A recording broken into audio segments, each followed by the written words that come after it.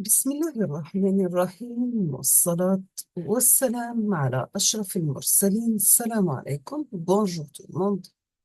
Aujourd'hui, on va voir ensemble la partie numéro 2, toujours le résumé théorie de signal, la partie numéro 1 ou bien le chapitre numéro 1, généralité sur les signaux. Nous sommes arrivés aux signaux particuliers et on va commencer par la fonction signe. Signe, on va la noter par SGN de T. La fonction signe de T, elle prend elle prend la valeur -1 pour T négatif, elle prend la valeur 0 pour T égale à 0 et elle prend la valeur 1 pour T positif.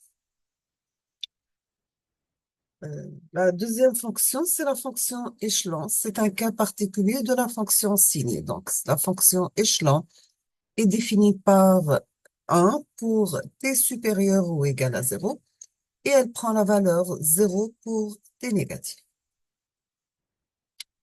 Troisième fonction, c'est la fonction rectangulaire qu'on va la noter par rect de T. La fonction rectangulaire prend la valeur 1 pour T compris entre moins 1 demi et plus 1 demi. Elle prend la valeur 0 ailleurs. Donc, voici sa représentation. C'est un signal rectangulaire d'amplitude égale à 1, le centre égale à 0 et la période égale à 1. Quatrième fonction, c'est la fonction triangulaire, tri de t. Tri de t prend la valeur 1 plus t pour t compris entre -1 et 0, prend la valeur 1 moins t pour t compris entre 0 et 1, 0 ailleurs.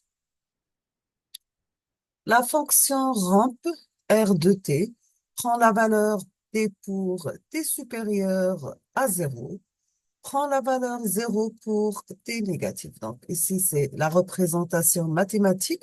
Ici, c'est la représentation graphique. La fonction de distribution Dirac de t égale à l'infini pour t égale à 0, égale à 0 pour t différent de 0. Donc, nous avons n'importe quelle fonction multipliée par Dirac de t est égale à f de t0 Dirac de t. F de t par Dirac de t moins t0 égale à f de t0 par Dirac de t moins t0. Dirac de kt, on peut la mettre sous la forme 1 sur la valeur absolue de k, Dirac de t. On passe maintenant au deuxième chapitre, ça concerne l'analyse de Fourier. Nous avons les différents systèmes, soit le système, donc nous avons un système dit temporel, c'est la représentation temporelle. Dans ce cas, on va mettre y égale à s de t. Un système fréquentiel, donc c'est la représentation fréquentielle. Nous avons grand Y égale à grand S de F. L'objectif du chapitre 2 est de représenter l'amplitude, la phase et l'énergie et la puissance des signaux déterministes en fonction de la fréquence. On va commencer par la série de Fourier. Nous avons que l'élément fondamental de l'analyse de Fourier est constitué par le fait qu'un signal périodique peut être décomposé en une somme d'ondes sinusoïdales. Donc, soit x de t est un signal périodique de période grand T, on peut décomposer en série de Fourier. Donc, vous avez x de t égale à 0 plus la somme varie من واحد plus l'infini de an par cosinus n oméga t plus bn sinus n oméga t. Comment on calcule les coefficients de Fourier? Donc, on va calculer A0 par la formule suivante, qui est égale à 1 sur grand T, n intégrale entre moins t sur 2 et t sur 2 de x de t dt. Les coefficients à n, donc nous avons 2 sur grand T, l'intégrale de moins t sur 2 à t sur 2 de x de t par cosinus n oméga t dt. Les coefficients Bn égale 2 sur grand T, l'intégrale de moins t sur 2 à t sur 2 de x de t multiplié par sinus n oméga t dt.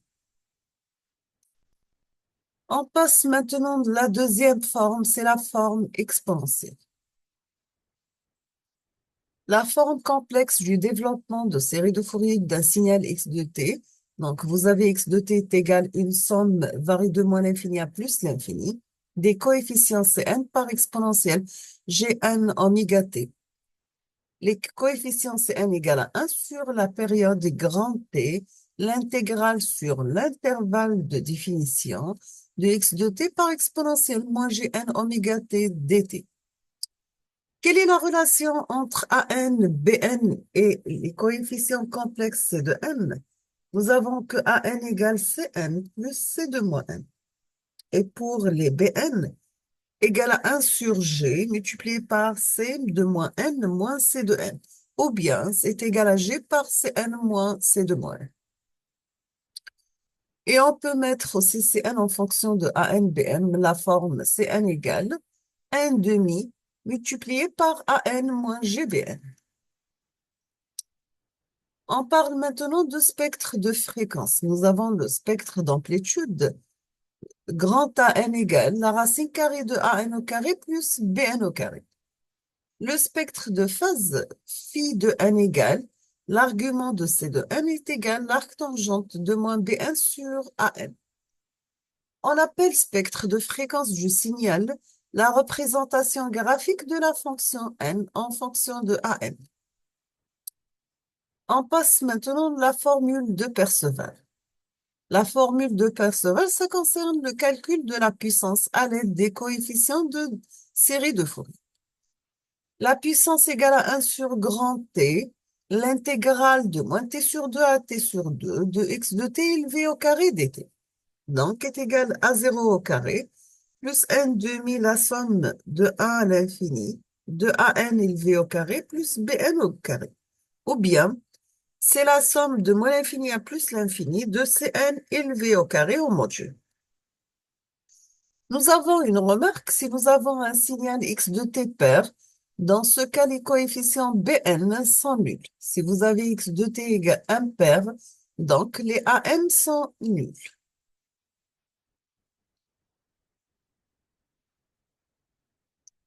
On va s'arrêter ici. La prochaine vidéo, Inch'Allah, on va voir ensemble la transformée de Fourier.